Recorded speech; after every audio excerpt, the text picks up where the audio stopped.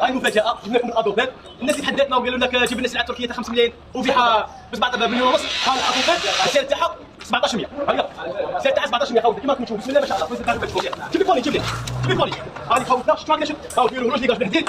هاي دير لي سير شينا ولي يقول طايا فوق وفيها جديد. السلام عليكم. شوف يا الاخ عمر، لما جبت لهم سلعه تركيه هكذا راك فرحان ومنا درت انجاز هكذا. شوف الاخ عمر، زوج قلت ما تتحداهمش، صاحب العلم وصاحب الحرفه. هذو عمرك ما تتحداهم لانك انت ماكش لا صاحب علم ولا صاحب حرفه. يا الاخ عمر، من وقتاش الادوبان سلعه تركيه الان؟ الادوبان ما ولاش سلعه تركيه، بكري كان يجيبوهم من ترك صح. الان الادوبان راهو يتخدم هنا في الجزائر، وهذاك لوزين تاع تيار تعمل او جاي في لازون اندستريال تاع الزعرة تعمل تاع ادوبان لانه بداو يتخدم الان في الجزائر. علاه ما تصرحوش الناس؟ علاش تحوشوا يعني انت رماوك على راسك ولا كيفاش؟ قلت سلعه تركيه قلت سلعه تركيه، هو يتخدم في الجزائر وكلش. والادوبان ناقص بزاف الان ماشي كيما بكري.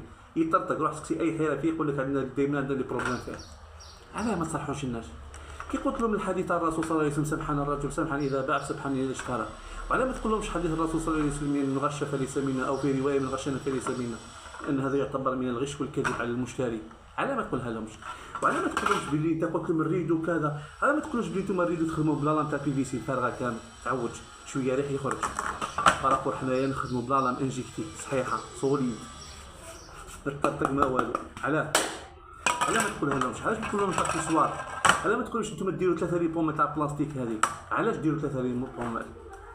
باسكو في الدفات البلاستيك تاعكم يتعوج يتنفخ يولي يدخل الريح كامل. على ما تصرحوش في هذا الشيء كامل؟ ها ولا ما تحوسوش على هذا الشيء؟ الطاقه تاع 5 ملايين ما عندناش الطاقه تاع 5 ملايين. حنا عندنا يا تواقي تاع 25 تاع 3 تاع 3 ونص سا ديبون تاع لي زوبسيون دير فيهم. ربي يهديكم. هذا واش نقدر نقول لكم. صارحوا الناس، صارحوا المشتري، قول لهم هذه الطاقه على حسب دراهمها نقطه انتهى، وكاينه ما خير منها وكاين ما خير منه كاين. ربي يهديكم ويهدينا. وصارحوا الناس ما تغشوش الناس. هذا هو الفرق اللي بيناتنا بين الحرفي وبين التاجر.